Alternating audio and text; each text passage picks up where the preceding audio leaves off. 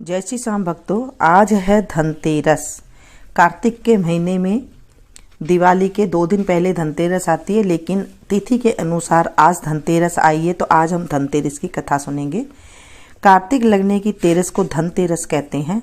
धनतेरस के दिन एक मिट्टी का दीपक जल लेकर के आते हैं और बाद में रात को जब खाना खा लेते हैं उसके बाद औरतें दीपक का पूजन करके और दीपक में तेल डालकर फिर उसमें बत्ती जलाते हैं। कईयों के 4 बत्ती डालकर एक कोड़ी को छेद करके दीपक में जलाते हैं और कईयों का रोली का छींटा दे करके और जल का छींटा दे करके चावल 4 सुहाली जो बनाई होती है दिवाली के लिए, थोड़ा सा गुड़, फूल, दक्षिणा और धूप रखकर पूजा करते हैं। 4 फेरी देकर बाद में दीपक उठाकर अपने घर के आगे रख देते हैं। सुबह दीपक में से कोड़ी निकालकर वो अपने घर में रख लेते हैं। यदि धनतेरस के दिन आपके घर में कोई नया बर्तन लाना हो तो आप नया बर्तन ला सकते हैं। सोने चांदी के हो सके तो सोने चांदी के बर्तन भी जरूर मंगाना चाहिए। बोले विष्णु भगवान की जय। धनतेरस की कथा। एक दिन भगवान विष्णु मृत्युलोक में विचरण करने के लिए लक्ष्मी सहित भूमंडल पर आए।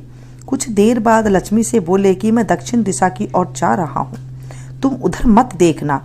यह कहकर जो ही भगवान ने राह पकड़ी तो ही लक्ष्मी पीछे पीछे चल पड़ी। कुछ ही दूर पर सरसों का खेत दिखाई दिया। उसके बाद ऊख तोड़कर चूसने लगी। तत्क्षण भगवान लौट आए और यह देखकर लक्ष्मी पर क्रोधित होकर शाप दिया। जिस किसान का यह खेत है 12 बरस तक उसकी सेवा करो। ऐसा कहकर भगवान क्षीर सागर चले गए और लक्ष्मी ने किसान के यहाँ जाकर उसे धन्य धान्य से पूरा कर दिया। तत्पश्चात 12 बरस के बाद लक्ष्मी जी जाने के लिए तैयार हुई कि तू किसान ने रोक लिया। भगवान ने जब किसान के यहाँ लक्ष्मी जी को बुलाने आए तो किसान ने लक्ष्मी जी को नहीं जाने दिया। तब भगवान बोले, तुम परिवार सहित गंगा जाकर स्नान करो और इन कोड़ियों को भी जल में छोड़ देना। जब तक तुम नहीं लौटोगे तब तक मैं नहीं जाऊंगा। किसान ने ऐसा ही किया। जैसे ही उसने गंगा में कौड़ियां डाली वैसे ही गंगा में से 4 चतुर्भुज निकले और कौड़ियां लेकर चलने को उद्यत हुए। जब किसान ने ऐसा आश्चर्य देखा तो गंगा जी से पूछा, ये 4 भुजाएं किसकी थी?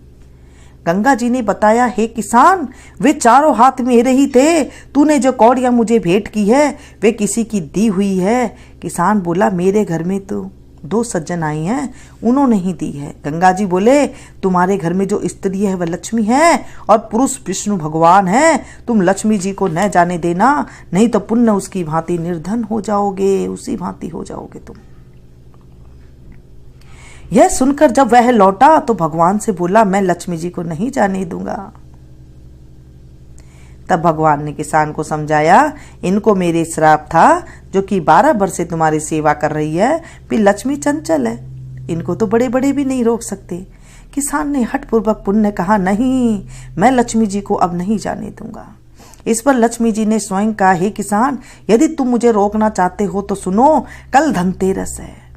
तुम अपना घर स्वच्छ रखो, रात्रि में घी का दीपक जलाकर रखना, तब मैं तुम्हारे घर आऊंगी। उस समय तुम मेरी पूजा करना, किंतु मैं तुम्हें दिखाई नहीं दूंगी। किसान ने कहा, ठीक है, मैं ऐसा ही करूंगा। इतना कहा और सुन लेने के बाद लक्ष्मी जी 10 दिशाओं में फैल गई। भगवान देखते ही रह गए। दूसरे दिन किसान ने लक्ष्मी जी के कथानुसार पूजन किया। उसका घर धन्य धान्य से पूर्ण हो गया। इसी भांति वह हर वर्ष धनतेरस के दिन लक्ष्मी जी की पूजा करने लगा। उस किसान को ऐसा करते देखकर कितने ही लोगों ने पूजा करना शुरू कर दिया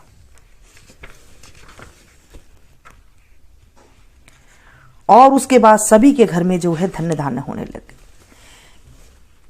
कईयों के घर में तेल का दीपक चढ़ाते हैं। सरसों तेल का दीपक में एक लंबी बाती डाल करके जलाते हैं और किन्हीं किन्हीं के 4 बत्ती डाल करके जलाई जाती है। 2 बत्ती लंबी लंबी ले लेते हैं जो चारों तरफ, फिर वो बत्तियों की नोक आ जाती है, फिर चारों वो 4 दीपक हो जाती है, 4 बत्ती वाला दीपक हो जाता है। उसे जला देते हैं।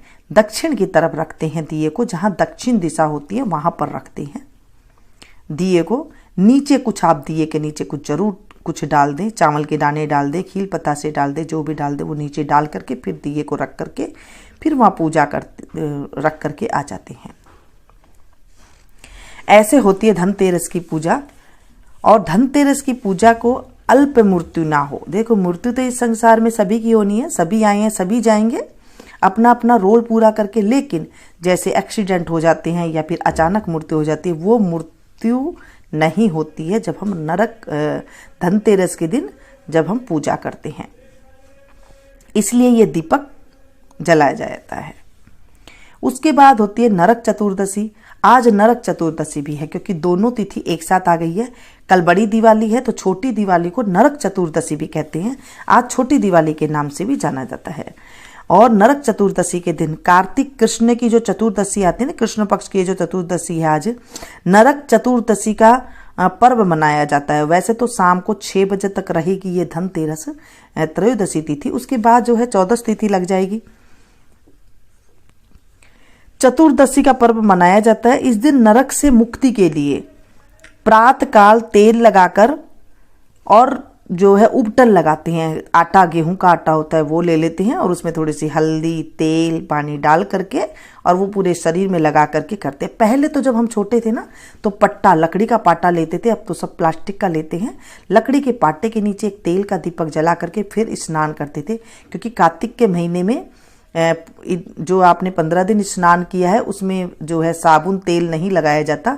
तो नरक चतुर्दशी के दिन जो है अच्छे से उपटन लगा करके रूप चौदस को, इसे रूप चौदस इसलिए कहा जाता है, जब हम उपटन लगा करके नहाते हैं ना तो हमारा रूप भी आता है और पैसे भी आते हैं, दलिद्र दूर चला जाता है। इसलिए नरक चतुर्दशी को जो है उपटन लगाया जाता है। अच्छे से उपटन लगा करके फिर वो स्नान करते थे पट्टे के नीचे दीपक जला करके। अब तो ऐसा कुछ है नहीं क्योंकि सीधा सीधा नहा लेते हैं, लेकिन जो है उपटन लगाना चाहिए। सरसों का तेल, थोड़ी सी हल्दी और गेहूं का आटा और थोड़ा सा गुनगुना पानी डाल करके, और आज के दिन अच्छे से गर्म पानी से सिर वगैरह, बाल वगैरह धोकर भी जो है नहाया जाता है। इस दिन शाम को यमराज के लिए दीपदान करना चाहिए। कहा जाता है कि इस दिन भगवान कृष्ण जी ने नरकासुर नामक दैत्य का संहार किया था, इसलिए भी जो है 13 दीपक जलाए जाते हैं। कईयों के यहाँ जो रिवाज है वैसे ही करना चाहिए। नरक चतुर्दशी, छोटी दिवाली के दिन 13 दिया जा सकते हैं। नरक चतुर्दशी की आज हम कथा करेंगे क्योंकि आज चतुर्दशी भी है। प्राचीन समय में रंती देव नामक एक राजा था। वह पहले जन्म में धर्मात्मा एवं दानी था। पूर्व कृत कर्मों से इस जन्म में भी राजा ने अपार दानादि देकर सत्कार्य किए। जब उसका अंत समय आया तब यमराज के दूत उन्हें लेने आए। बार बार राजा को लाल लाल आंखें निकाल कर कह रहे थे, राजन नरक में चलो, तुम्हें वहीं चलना पड़ेगा। इस पर राजा घबराया और नरक में चलने का कारण पूछा। यम के दूतों ने कहा, राजन आपने जो दान पुण्य किया है उसे तो समस्त विश्व जानता है, किंतु पाप को केवल भगवान और धर्मराज ही जानते हैं। राजा बोला, उस पाप को मुझे भी बताओ जिससे उसका निवारण कर सकूं। यमदूत बोले, एक बार तेरे द्वारे ने भूख से व्याकुल एक ब्राह्मण लौट गया था, इससे तुझे नरक में जाना पड़ेगा। यह सुन राजा ने यमदूतों को से विनती की, मेरी आयु 1 बरस और बढ़ा दीजिए। इस बात को दूतों ने बिना सोच विचार के ही स्वीकार कर लिया और राजा की आयु 1 बरस और बढ़ा दी गई। यमदूत चले गए। राजा ने ऋषियों के पास जाकर इस पाप से मुक्ति का उपाय पूछा। ऋषियों ने बताया, राजन तुम कार्तिक कृष्ण पक्ष की चतुर्दशी को व्रत रखकर भगवान कृष्ण का पूजन करना, ब्राह्मण भोजन कराना तथा दान देकर सब अपराध सुनाकर क्षमा मांगना, तब तुम पाप मुक्त हो जाओगे। कार्तिक कृष्ण पक्ष की चतुर्दशी आने पर राजा ने नियम पूर्वक व्रत रखा और अंत में विष्णु लोक को गया। बोले विष्णु भगवान की जय।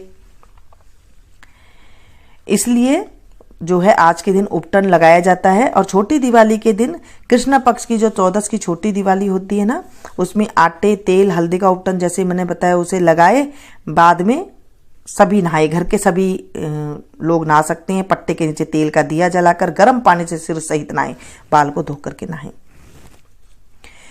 शाम को जब छोटी दिवाली का दिया चाहते हैं, भोजन करने से पहले पूजा इस तरह से करी जाती है। एक थाली में पूजा की सामग्री, एक कच्चा दिया जो मिट्टी का होता है उसे कच्चा दिया बोलते हैं, एक चौमुखा दिया, 4 बत्ती वाला दिया और 13 छोटे दिए लगाए। उन तेल में और बत्ती डाले, उस तेल में बत्ती डाल दे जो लंबी लंबी बत्ती बनाते हैं उसकी रुई की। पूजा की सामग्री और दिए गद्दी के लिए और घर के लिए अलग अलग जलाएं। जो दुकान की गद्दी होती है वहां पर भी जलाएं और घर पर अलग अलग दिए जलाए जाते हैं, एक ही दिए नहीं। वहां पर भी आप भेज दें ऐसे ही 13 दिया और घर पे भी भेज दें। जिनकी पूजा करके दिए पर जल रोली चावल गुड़ धूप अबीर गुलाल फूल 4 सुहाली दक्षिणा चढ़ाएं। शाम को पहले गद्दी की पूजा करें, बाद में घर आकर पूजन करें। सारी सामग्री चढ़ा दे। घर पर भी इसी प्रकार पूजा करने से बाद सारे दीपक जलाकर सब कमरों में रखें। रसोई में, चौक में, सीढ़ी पर और गणेश जी व लक्ष्मी जी के आगे भी रखें। धूप दीप करें और इस तरह से छोटी दिवाली के दिए जलाए जाते हैं। सबके अलग अलग रिवाज होती है। अगर आपकी कोई और रिवाज है तो आप उसी तरीके से ही करें, दूसरे तरीके से ना करें, क्योंकि सबकी पूजा देवी देवता, कुल देवता, इष्ट देवता अलग अलग होते हैं। जैसे आपके घर में बड़े बूढ़े करते आए हैं उसी तरीके से ही करे। ऐसे नहीं कि आपने जहां देखा वैसा रिवाज कर लिया, जहां देखा वैसे रिवाज कर लिया। तो इस तरह से जो है आपके जो बड़े बुजुर्ग होते हैं, कुल देवता इष्ट देवता होते हैं, फिर उन्हें पूजा नहीं लगती है। तो ये छोटी छोटी बातों का जब आप ध्यान रखते हैं ना तो हमें ज़्यादा इधर उधर भटकना भी नहीं पड़ता और अपने रीति रिवाज के अनुसार जो है काम हो जाता है। तो ये थी छोटी सी जानकारी। आज हमने धनतेरस की कथा और नरक चतुर्दशी की कथा आप लोगों के साथ शेयर की है, सुनाया है मैंने।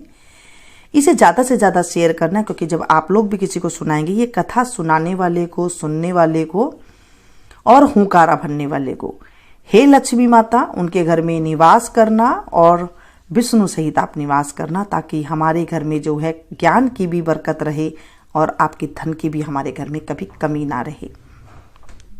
और इस कहानी में जो भी भूल चूक हो गई है तो उसे माफ़ करना, हमें माफ़ करना।